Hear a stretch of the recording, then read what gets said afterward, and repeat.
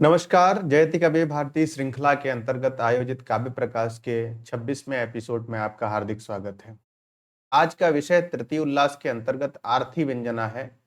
में हम वक्ता के वैशिष्ट्य से, बोद्धा के वैशिष्ट्य से और काकू के वैशिष्ट्य से व्यंजना के स्वरूप को समझेंगे। किस प्रकार इनके वैशिष्ट्य के कारण व्यंजना होती है। इनका वैशिष्ट्य सहृदय के हृदय में आनंद उत्पन्न करता है, इससे एक दूसरे अर्थ की प्रतीति होती है। कल भी बताया गया था, वक्तृबोधव्य काकू नाम वाक्यवाच्यान्य सन्निधे प्रस्तावदेश कालादे वैशिष्ट्यात् प्रतिभाजुषाम। प्रतिभाजुषाम जो पद दिया था, उससे सीधा अर्थ ये द्योतित होता है कि जिनमें जिनमें उस अर्थ को भावित करने का सामर्थ्य है। जो उस अर्थ को भावित नहीं कर सकते हैं, उनके लिए तो साहित्य है ही नहीं।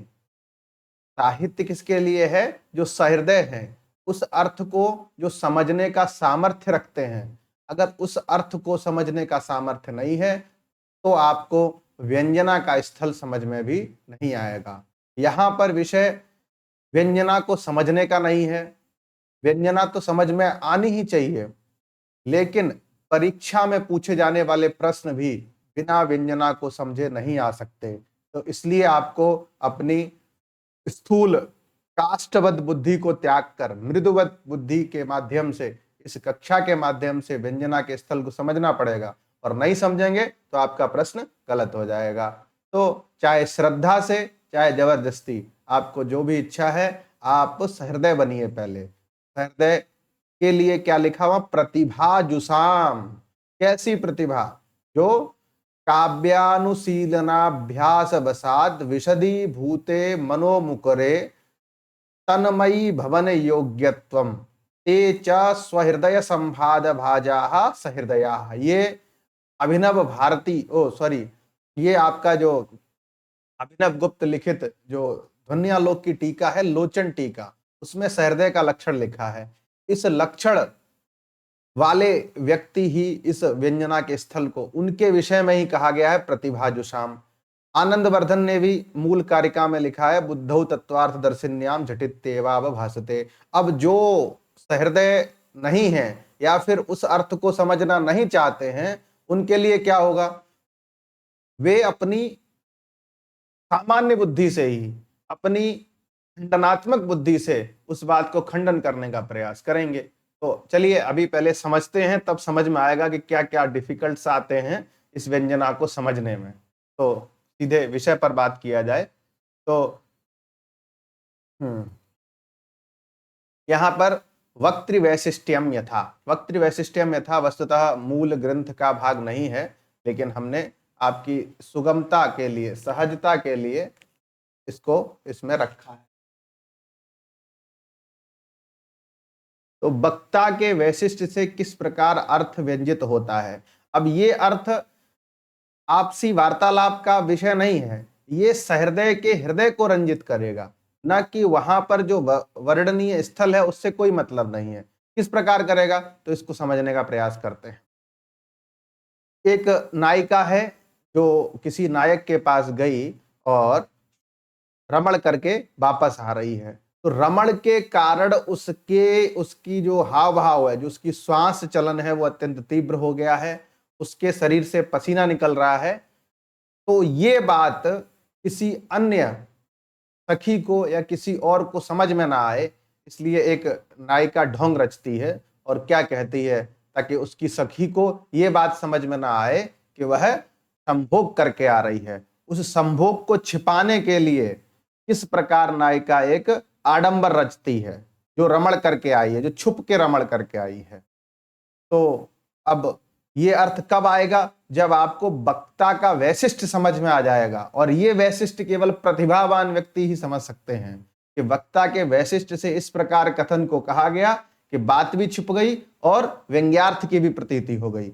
उसको समझने के लिए सबसे पहले इस पद्य का अर्थ समझने का प्रयास करते हैं। जैसा कि यह पद्य लिखा है, अति पृथुलम जल कुंभम गृहीत्वा।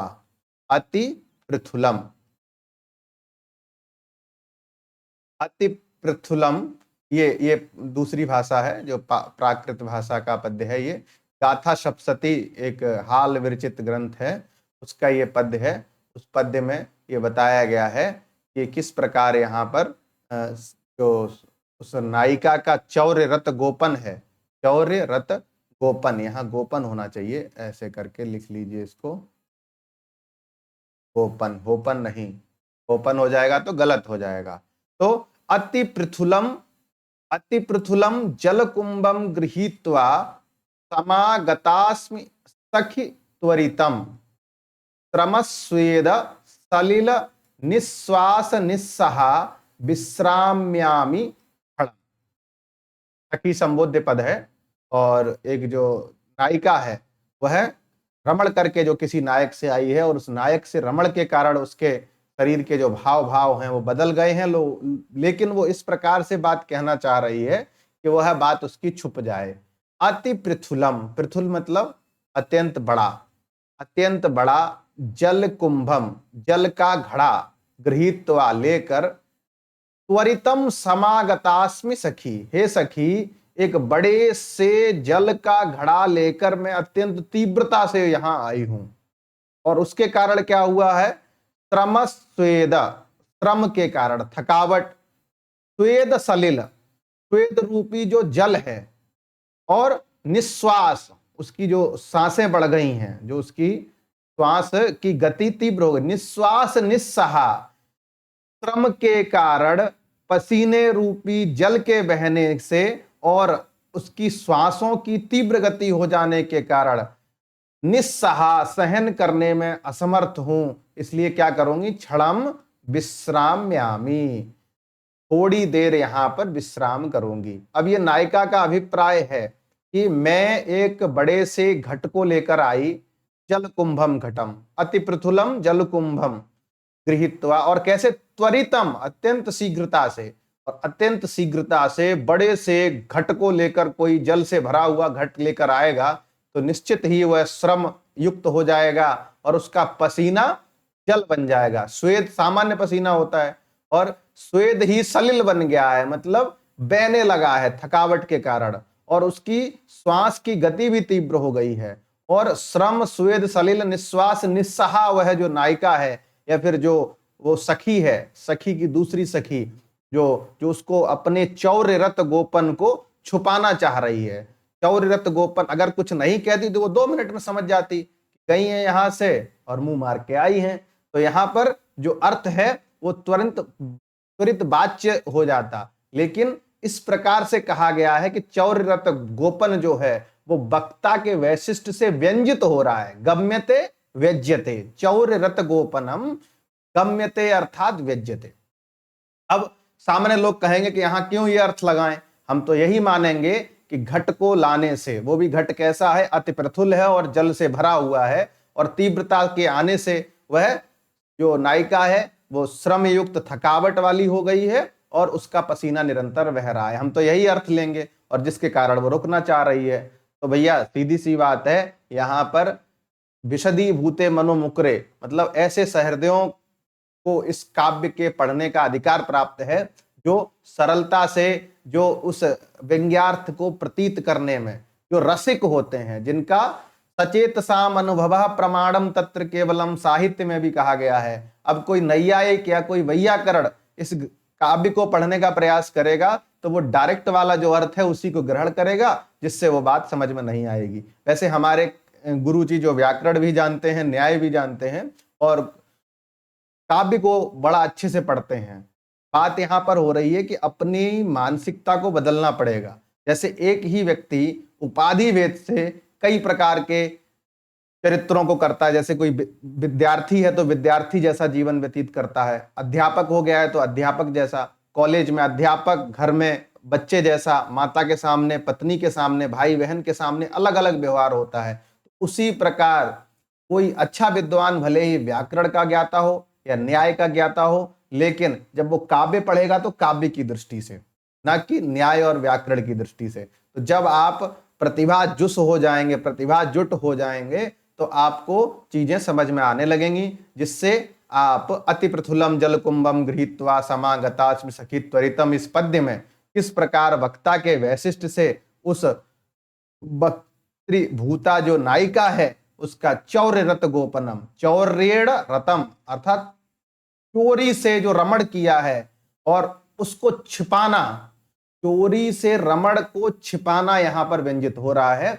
जब हम ये बात मान लेंगे कि वो नायिका जो है व्यभिचारिणी है, उस नायिका ने इस बहाने से पानी के घड़े को सर पे रखकर थक गई है, इस बहाने के माध्यम से वो जो अपनी सुरता अवस्था है उसको छुपाने का प्रयास कर रही है, और यही यहाँ पर व्यंजित हो रहा है। तो यहाँ वक्ता का वैशिष्ट्य है, वक्ता अपने वैशिष्ट्य से जो चौर्य रमण है उसको छिपा रहा है, ये व्यंजित हो रहा है। इसलिए यहाँ पर वक्ता के वैशिष्ट्य से जो प्रतिभा जो है उनको अर्थ से अन्यार्थ की प्रतीति जो हो रही है, उसमें जो व्यापार है वो व्यंजना व्यापार है, और अर्थ से अन्यार्थ की प्रतीति हो रही है, इसलिए यहां पर आर्थी व्यंजना है। शब्द से होती तो शाब्दी व्यंजना हो जाती, शब्द वाला शाब्दी व्यंजना वाला स्थल हम लोग पढ़ चुके हैं। अभी आर्थी व्यंजना चल रहा है, जो सर्वेशाम प्रायशः अर्थानाम व्यंजकत्वम अपीस्यते, इस कारिका के माध्यम से जिस आर्थी व्यंजना की नींव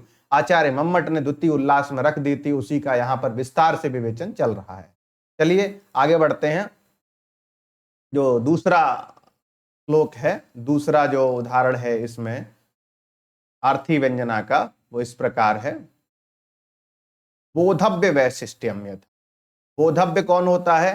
बोधा, जिसको बोधव्य प्रतिपाद्य, मतलब जिसको बताया जाए, जिस मतलब ये कोई बात हमने इस तरीके से कही कि सामने वाले को समझ में आ गई, और उसका तरीका इतना गजब का था कि हम कह रहे हैं सामने वाले की प्रशंसा में और बात निकल रही है उसकी निंदा में। हम उसको उल्हेना दे रहे हैं लेकिन लग रहा है कि हम उसको थैंक यू बोल रहे हैं। इस प्रकार के भी कई हम व्यवहार में, हम स्वयं व्यवहार में कई बार प्रवृत्त होते हैं कि लग तो ऐसे रहा है जैसे हम उसको उसके प्रति थैंक्सफुल हैं, लेकिन होता क्या है, हम उसको भर्त्सना दे रहे हैं, उसके प्रति क्रोध में हैं, उससे हम दुखी हैं। इस प्रकार की जो बातें होती हैं, उन बातों के आधार पर किस प्रकार बोधा के वैशिष्ट्य से, जो प्रतिपाद्य है, जिसको बताना हमारा अभिप्रेत है, उस बोधा के वैशिष्ट्य से ध्वनि होती है, और उस ध्वनि को करने वाली जो शक्ति होती है वह व्यंजना व्यापार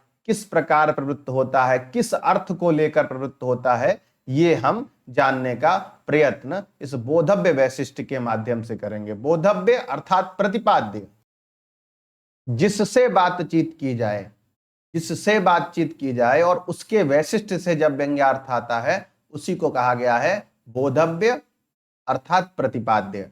यहां पर एक पद्य है, इस पद्य का भाव निःशेषत च्युच्चंदनम स्तन तटम इस पद्य से मिलता जुलता है। भाव यह है कि कोई नायिका है जिसका नायक किसी कारणवश रुष्ट हो गया था, तो वह नायिका अपनी दूती को उसको अनुकूल करने के लिए भेजती है, लेकिन दूती लगातार उसको अनुकूल करते करते स्वयं ही उसके चक्कर में फंस जाती है। तो जब उसके चक्कर में फंस जाती है, साहित्य है, इसको एकदम विशद बुद्धि से पढ़िए, यहाँ पर कोई भी किसी भी प्रकार का आपको मन में क्या कहते हैं ना, ग्लानि नहीं होनी चाहिए। साहित्य इसको ऐसे ही पढ़ना पड़ता है, और मुझे लगता है साहित्य ही एक ऐसा शास्त्र है जिसके माध्यम से आज का युवा, आज का जो भविष्य, जो भारत का भविष्य है, उसका सम्यक निर्माण हो सकता है। साहित्य में जो वर्णन है वो वास्तविक वर्णन है, उस वास्तविक वर्णन से हम क्या करते हैं, हमारी मानसिक शुद्धि हो जाती है, और मानसिक शुद्धि के माध्यम से हम एक सकारात्मक ऊर्जा वाले हो जाते हैं, जिससे हमारा अन्य विषयों में अध्ययन करने का जो हमारी अध्ययन करने की प्रवृत्ति है वो अत्यंत चमत्कृत होने लगती है और बढ़ने लगती है। तो साहित्य में यही है कि इस पद्य के माध्यम से हम किस प्रकार बोधव्य वैशिष्ट्य है इसको समझेंगे। औनिद्र्यम दौर्बल्यम चिंता अलसत्वम सन्निश्वसितम मम मंद भागिन्याः कृते सखी त्वामपि अह परिभवति। सामान्य रूप से ये समझिए, जब हम किसी को थैंक यू बोलते हैं या फिर किसी के प्रति धन्यवादान्वित हैं, तो ऐसी परिस्थिति में क्या करेंगे कि उसको वास्तविक रूप से बोल देंगे। लेकिन कोई व्यक्ति है जिसने हमारा परोपकार करने की दृष्टि से छल से हमारा अपकरण किया है, अपकरण उपकार करने की जगह अपकार कर दिया है, मतलब हित करने की जगह पे अहित कर दिया है, ऐसी स्थिति में हम प्रकारांतर से उसको थैंक यू बोलेंगे या गाली देंगे। थैंक यू कहेंगे लेकिन वो गाली के रूप में होगी। किस प्रकार होती है वो बताते हैं। यहां भी कंडीशन क्या है, नायिका ने अपनी दूती को नायक के पास भेजा था उसको अनुकूल करने के लिए, क्योंकि वो उसका रिप्लाई नहीं कर रहा था और रिप्लाई आप आवश्यक है। तो ऐसी परिस्थिति में जो दूती है वो उसको अनुकूल तो नहीं कर पाई, बल्कि आपसी खुद रिप्लाई होने लगा उनका। ठीक है, ऐसी परिस्थिति में जब कुछ काल बीत जाता है तो जो दूती है वो उस नायक को लेकर चिंतित रहने लगती है।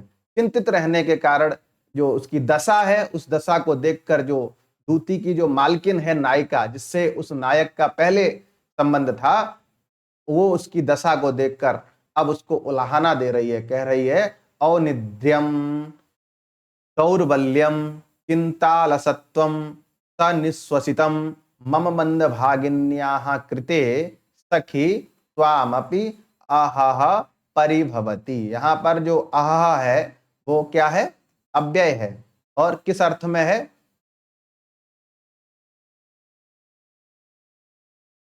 इसमें कहीं से वो होता है, ये देखिए।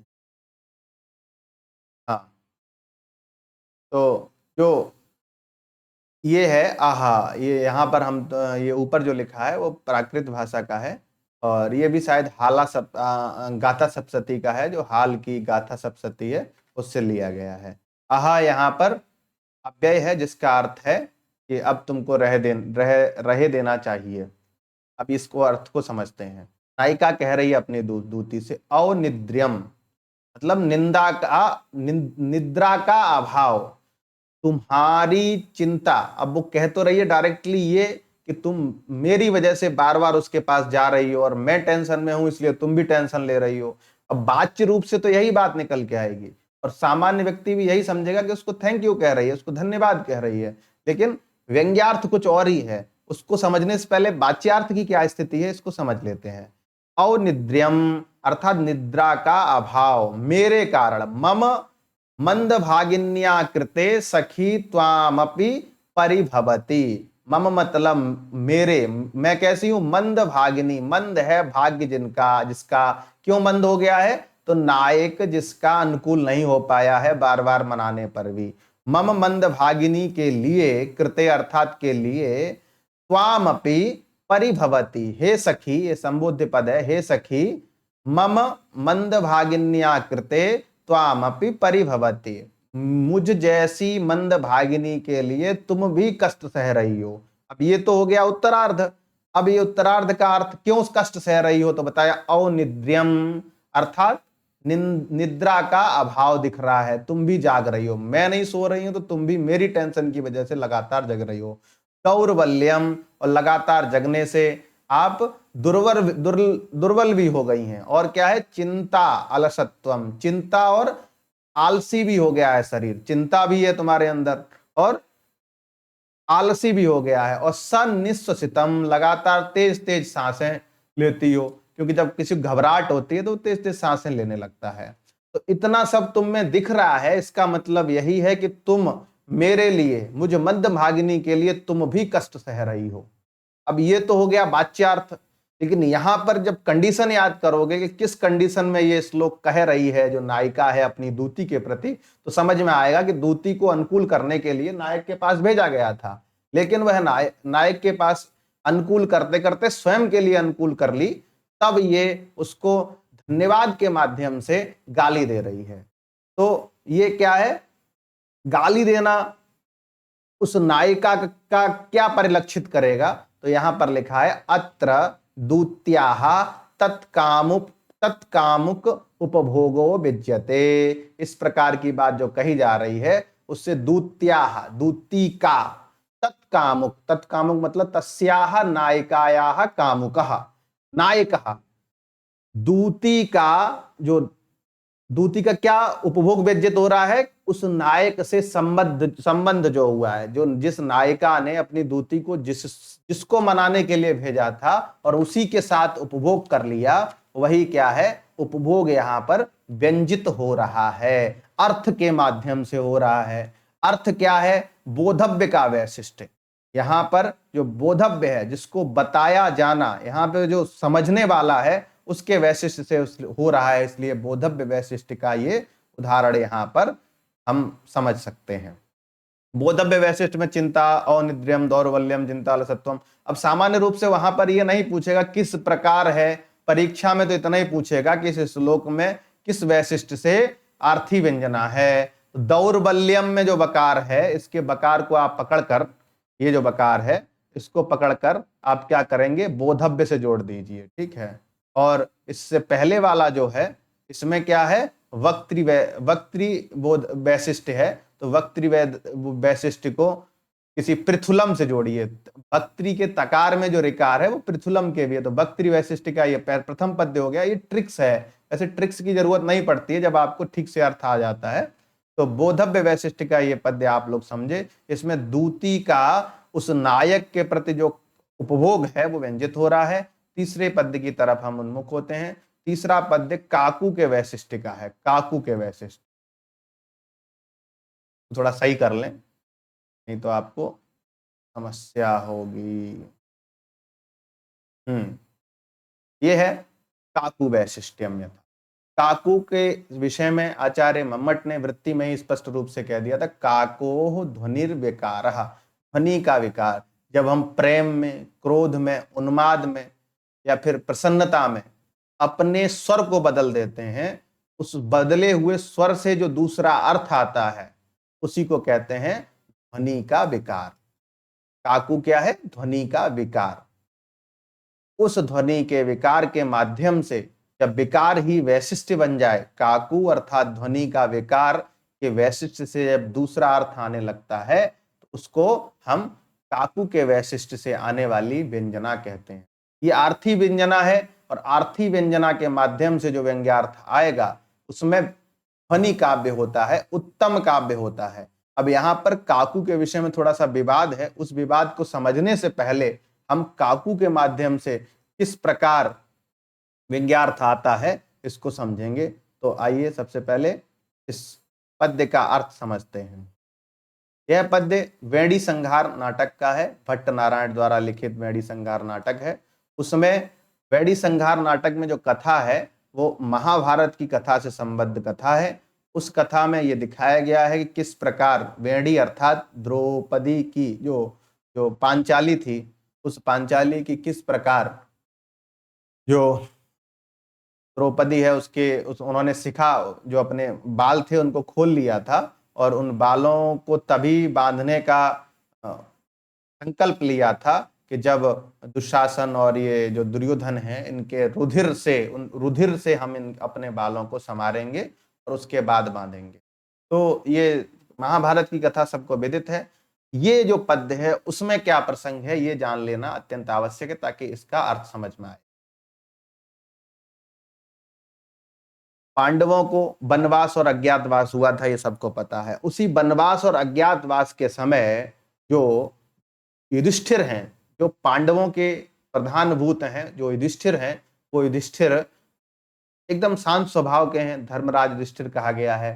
तो लगातार शांत स्वभाव में रहने की स्थिति में जब जो भीमसेन है उनको क्रोध आता है, और क्रोध आने पर जब उनको क्रोध आता है तो भीमसेन को युधिष्ठिर जी समझाते हैं, और समझाने के समय भीमसेन के द्वारा ये जो भीम है उनके द्वारा ये जो श्लोक है इसमें कुछ अपना भाव व्यक्त किया गया है।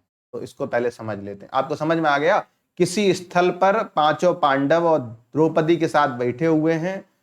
भीम क्रोध में कहते हैं कि हम अभी तक यहाँ पर बैठे हैं, चल के अटैक कर दिया जाए।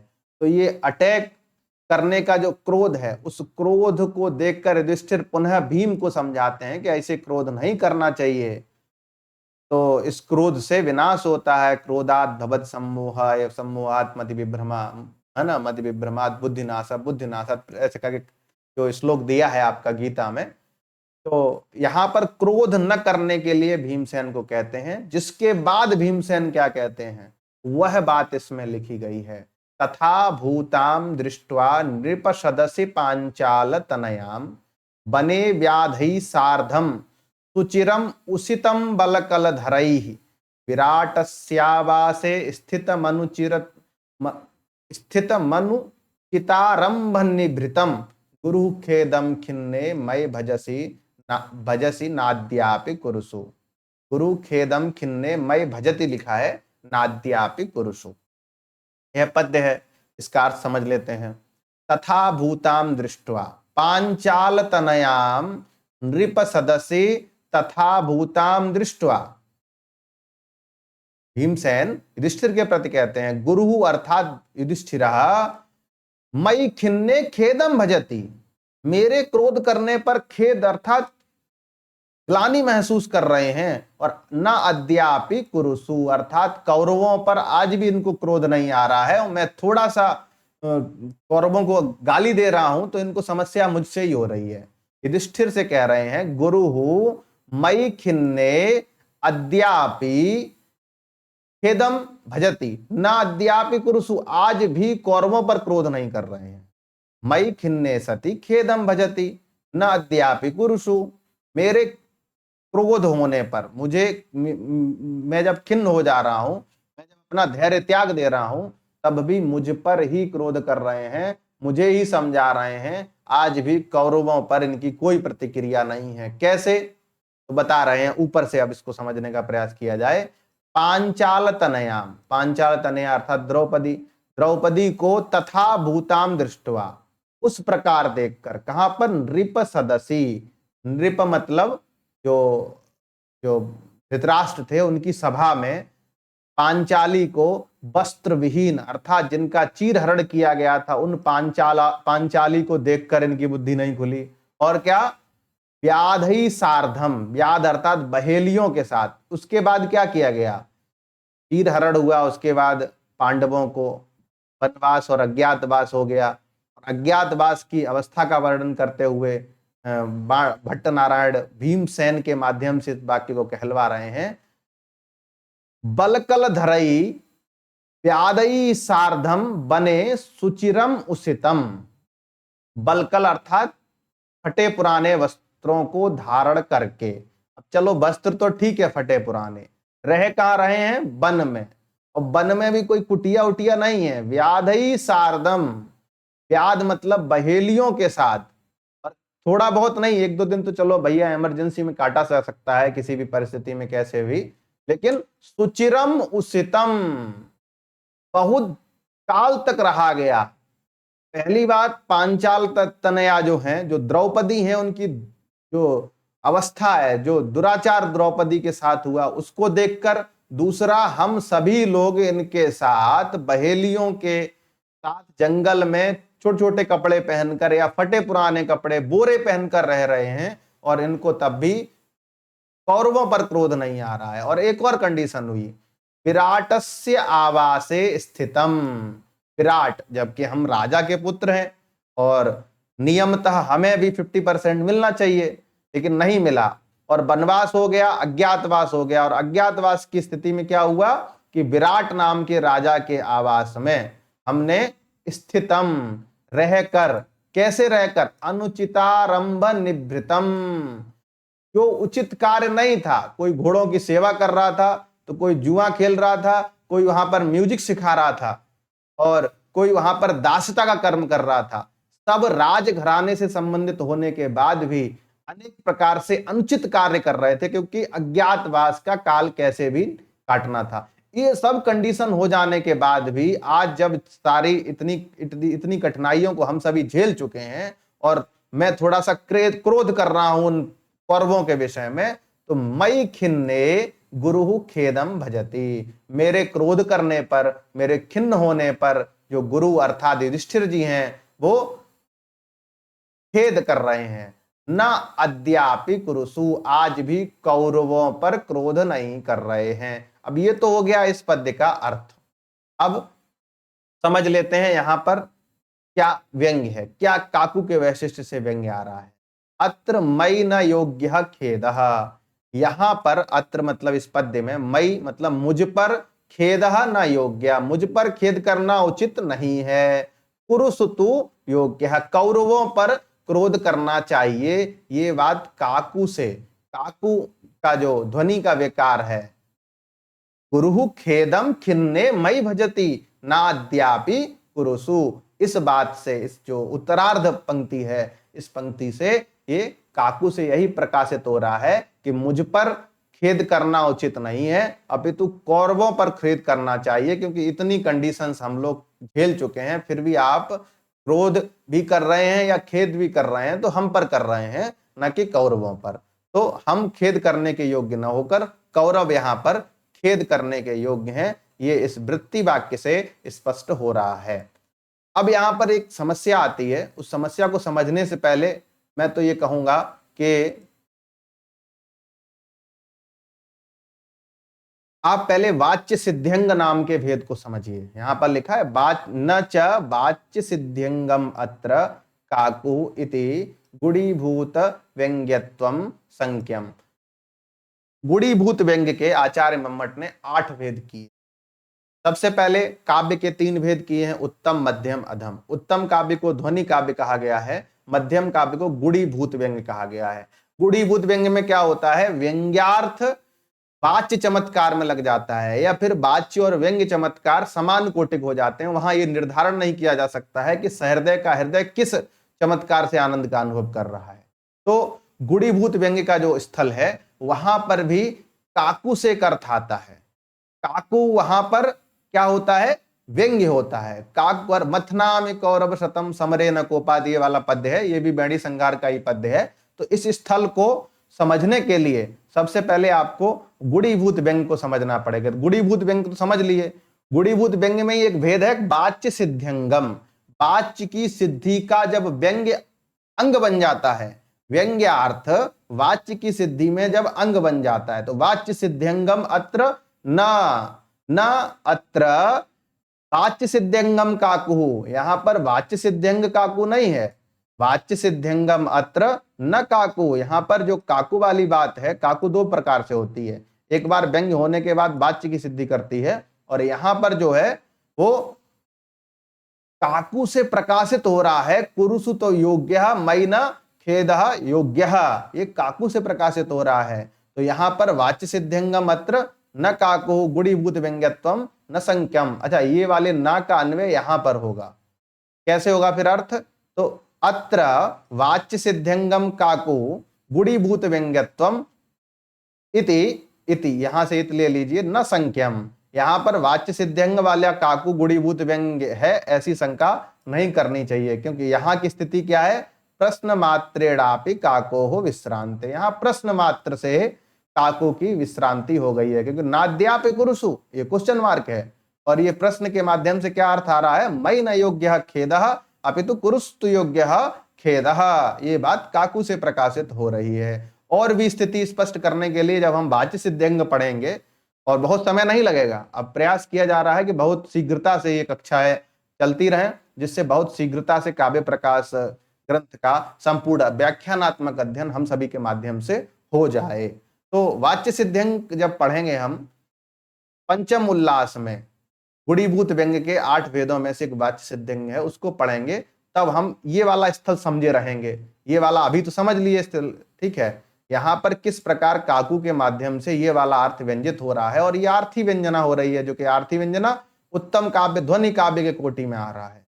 वहां पर जब पढ़ेंगे तो गुड़ीभूत व्यंग्य के स्वरूप को समझेंगे, और वाच्य सिद्ध्यंग में किस प्रकार होता है, और मथना में कौरव शतम समरे न कोपाद वाले पद्य में किस प्रकार की काकू है, जो इस काकू वैशिष्ट को उस काकू वैशिष्ट से पृथक कर रही है। इन सब बातों को समझ लेंगे जब हम पंचम उल्लास में गुड़ीभूत व्यंग्य पढ़ेंगे। तो आज की कक्षा मुझे लगता है इतना ही रहने दिया जाए, ताकि आपको चीजें समझ में आए और जिससे